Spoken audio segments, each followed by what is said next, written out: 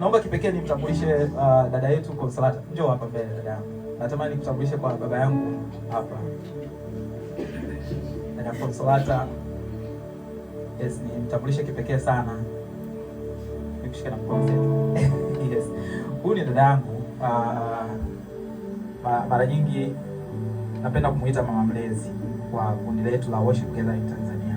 Ni mtumishi wa Mungu ambaye ameokoka, anampenda Yesu and alituombea na anatuombea sana. Aliniambia wewe ni mchungaji.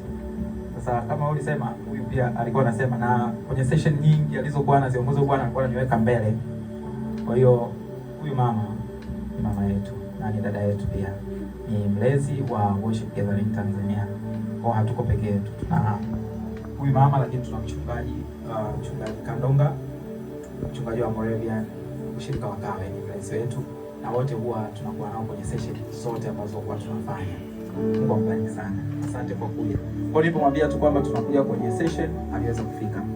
Wale wote ambao ni Worship Gathering, naomba wasimame. Yes. Yes. Yeah. Mungu awabariki sana. Mungu awabariki sana. Asante sana. Sasa mimi nimeisha watambulisha kwa mtumishi wa Mungu. Sio lazima sasa Tiko awepo. Si ndio? Ibra, wewe ndio coordinator. Kuanzia leo tumekuteua hapa. Lolote baba atakalosema sasa hivi ni Chalinze, wote tunaenda huko.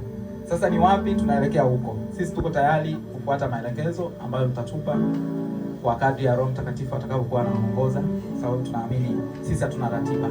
Ratiba yote anaipanga Roho Mtakatifu. Na session ya mwezi wa 6 Worship Gathering nataka mlipie hapa session. Si ndio? Hapo utatuambia